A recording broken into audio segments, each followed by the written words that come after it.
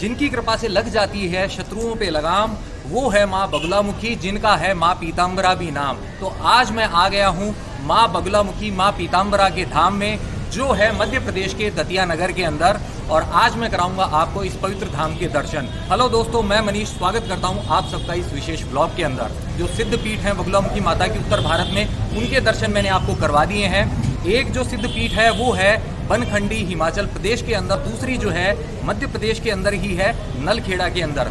तो इन दोनों सिद्ध पीठों के मैंने आपको दर्शन करवा दिए हैं। आज माँ ने मुझे बुलाया है दतिया शहर के अंदर अपनी पीताम्बरा पीठ के अंदर, तो यहाँ चलकर दर्शन करता हूँ और जहाँ तक पॉसिबल है आपको यहाँ के दर्शन करवाता हूँ। लेकिन उससे पहले आपको दिखाता हूँ कि माँ की शक्तिपीठ जो है बाहर से दिखती कैसे है। ये जो आप देख रहे हैं ये है श्री पीताम्बरा पीठ, उसका ये मुख्य प्रवेश द्वार है। यहीं से अंदर जाते हैं और अंदर जाने से पहले आप अपने जो जूते चप्पल हैं वो वहाँ पे जमा करा सकते हैं, निःशुल्क सुविधा है। और यहाँ से आप ले सकते हैं प्रसाद। तो पीताम्बरी माता को पीला रंग पसंद है, इसलिए पीले फूलों की माला मैं ले रहा हूँ माता के लिए।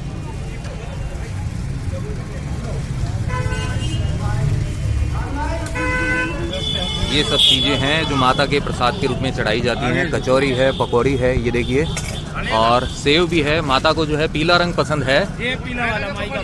हाँ जी, ये देखिए।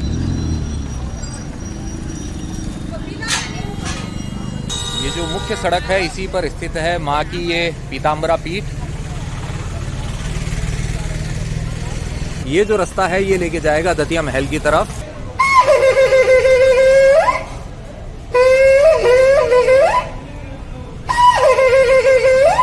तो इन्होंने माँ के लिए बजा दिया है इसे वाद्य यंत्र को, और ये है प्रवेश द्वार। और यहाँ से आगे दर्शन करने आपको जाना होता है। सीधे सीधे आप आगे जाते हैं तो फिर पहुँच जाते हैं आप माँ की सिद्ध पीठ तक, माँ की पीताम्बरा पीठ तक। बगुलामुखी माता की जो ये सिद्ध पीठ है यह तंत्र मंत्र के जो इंटरेस्टेड लोग हैं, जो तांत्रिक हैं, उनके लिए बहुत महत्व रखती है। यहाँ पे अनुष्ठान किए जाते हैं, जैसे कि मैंने आपको बनखंडी में भी दिखाया था, नलखेड़ा में भी दिखाया था कि तंत्र मंत्र के लिए वहाँ पे अनुष्ठान किए जाते हैं शत्रुओं पर विजय पाने के लिए।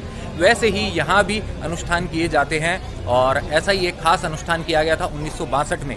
वो क्यों किया गया था यह कारण मैं आपको बताऊंगा अंदर जाने के बाद में। अंदर जाने से पहले मैं आपको एक चीज़ और बताना चाहूँगा कि माँ का यह जो नाम है बगलामुखी, यह कैसे पड़ा। शब्द होता है संस्कृत के अंदर वल्गा, तो वल्गा यानी शत्रु पे लगाम लगा देना, तो वही अपभ्रंश होके बन गया वगला, और वगला जो आगे जाके बन गया बगला। तो माता का यह जो स्वरूप है वह कहलाया बगलामुखी। बहुत सारे लोग बगुलामुखी भी बोलते हैं, लेकिन माता का जो स्वरूप है वह बगुले के रूप में नहीं है। माता का स्वरूप जो है स्त्री के रूप के अंदर है, जो देवी के रूप के अंदर है, जिन्होंने पीले वस्त्र धारण किए हुए, स्वर्ण आभूषण धारण किए हुए हैं।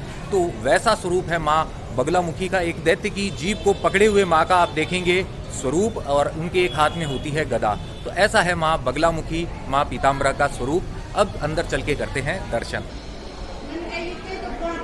आज शनिवार का दिन है, तो देखिए माता के भक्त अच्छी खासी संख्या में आ रहे हैं दर्शन करने। पूरे दिन भर भीड़ रहेगी। इस तरफ है पार्किंग एरिया।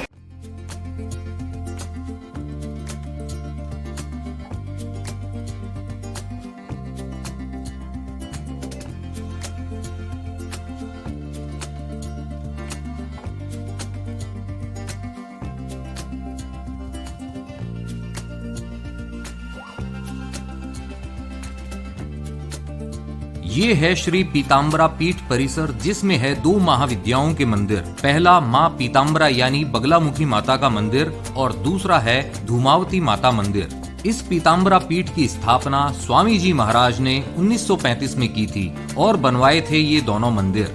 मंदिर परिसर में अन्य मंदिर भी हैं, जिनके दर्शन भी आपको इस व्लॉग में होंगे।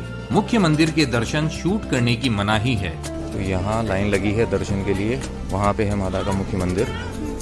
लाइन में लगकर मैंने दर्शन कर लिए हैं और आ गया हूँ इस तरफ। अब आपको स्वामी जी महाराज की प्रतिमा के दर्शन करवाऊंगा, लेकिन उससे पहले दूर से दर्शन कीजिए माँ पीताम्बरा के।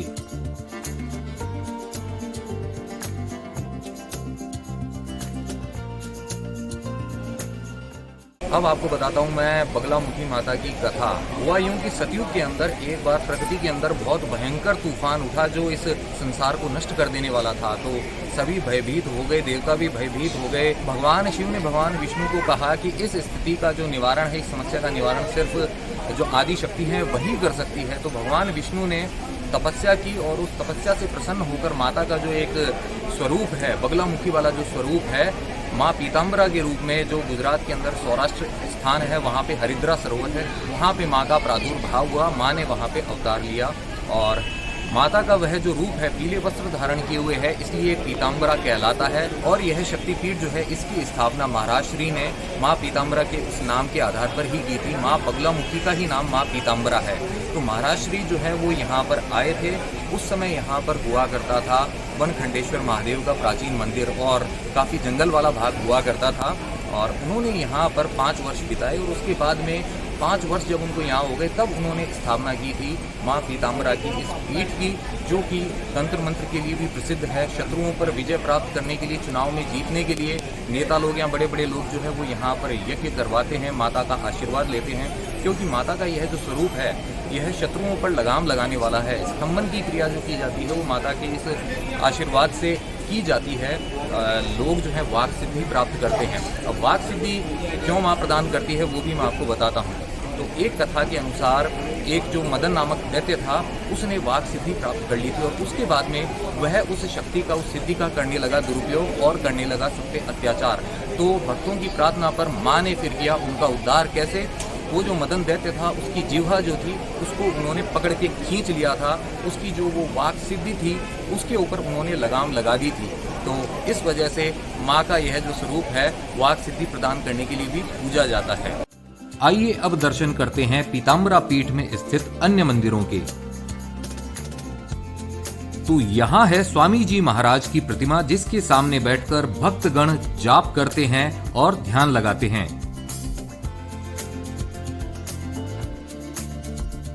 लीजिए फिर से आ गए हैं हम मुख्य मंदिर के सामने। ये है मंदिर परिसर में लगा आंवले का वृक्ष। यहाँ हनुमान जी के दर्शन कीजिए भोलेनाथ के इस शिवलिंग के साथ। यहाँ विराज रहे हैं भगवान गणेश। और अब यहाँ दर्शन कीजिए मंशापूर्ण हनुमान जी के।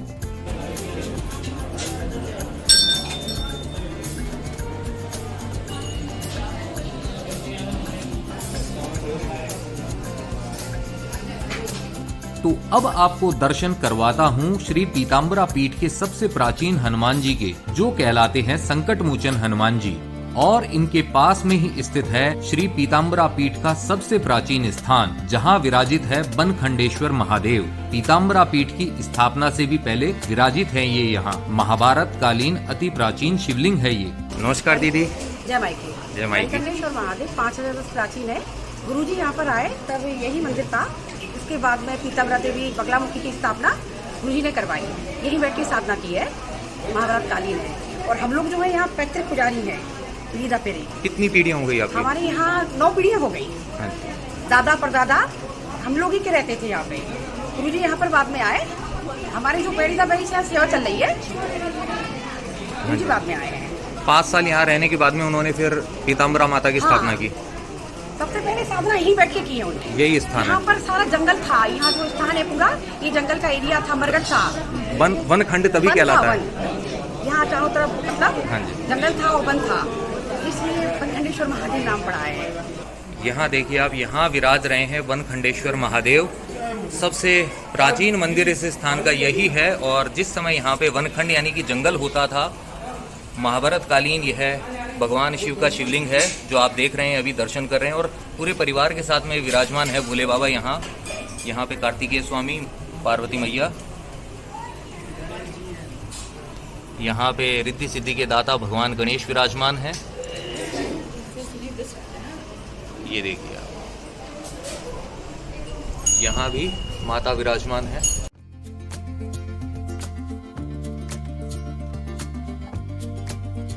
आइए अब चलते हैं उस तरफ जहां सामने है यज्ञशाला और धूमावती माता का मंदिर। इस तरफ है श्री पीताम्बरा पीठ का हरिद्रा सरोवर। यहाँ सामने द्वार के एक तरफ हैं बटुक भैरव और दूसरी तरफ हैं हरिद्रा गणपति। पीताम्बरा माता का प्राकट्य स्थल गुजरात के सौराष्ट्र में स्थित हरिद्रा सरोवर है। उसी के नाम पर यहाँ भी हरिद्रा सरोवर बनवाया गया था। फिलहाल इस सरोवर में जल नहीं है। ये देखिए, ये है हरिद्रा गणपति।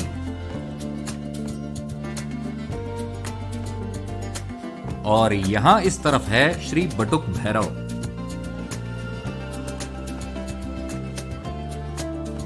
ये है श्री पीताम्बरा पीठ की यज्ञशाला, जहां स्वामी जी महाराज ने 1962 में विशेष अनुष्ठान करवाया था, जिसमें मां बगलामुखी और मां धूमावती का आह्वान किया गया था, जब चीन के साथ हमारा युद्ध शुरू हो गया था। देश के कोने कोने से 75 विज्ञ साधकों ने अनुष्ठान संपन्न किया था और पूर्णाहुति के समय ही चीन ने अपनी सेनाओं को वापस बुला लिया था। चुनाव में जीत के लिए, मुकदमों में जीत के लिए यहाँ लोग अनुष्ठान करवाते हैं। जब ज्यादा भीड़ होती है तो उसे नियंत्रित करने के लिए ऐसे रेलिंग वाले मार्ग से गुजारकर दर्शन करवाए जाते हैं।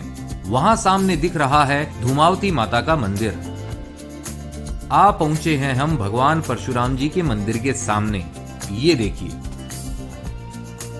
परशुराम जी के मंदिर के सामने यहाँ है शिव जी का ये छोटा सा मंदिर।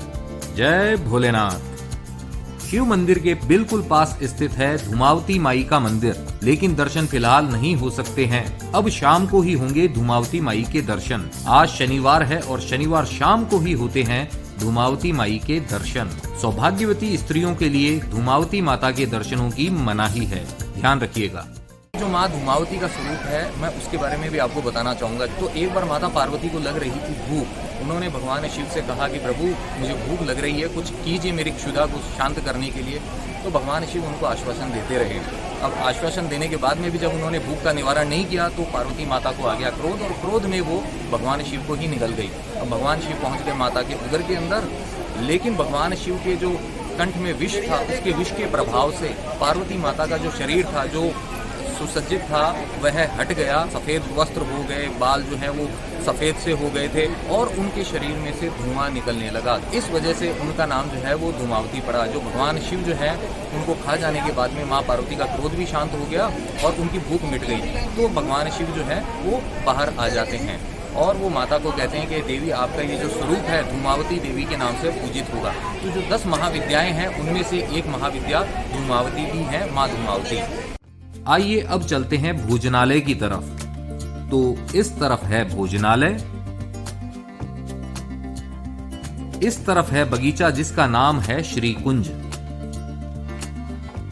भोजनालय के लिए अब जाना होगा राइट साइड में।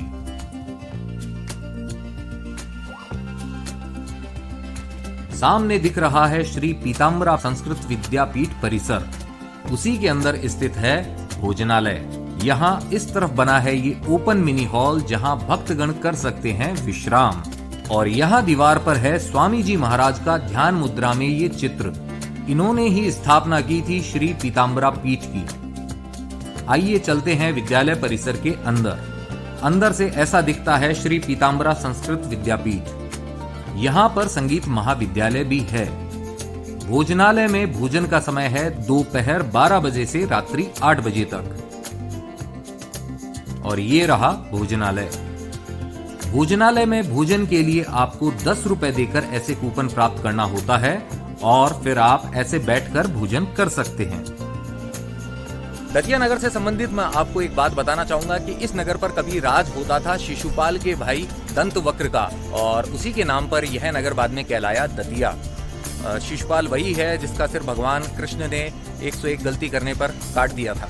इसी के साथ श्री पीताम्बरा पीठ का ये व्लॉग होता है यहीं पे समाप्त। अगले व्लॉग में आप देखेंगे दतिया का प्रसिद्ध दतिया पैलेस। तब तक घूमते रहिए, घुमाते रहिए, लाइफ में हमेशा मुस्कुराते रहिए।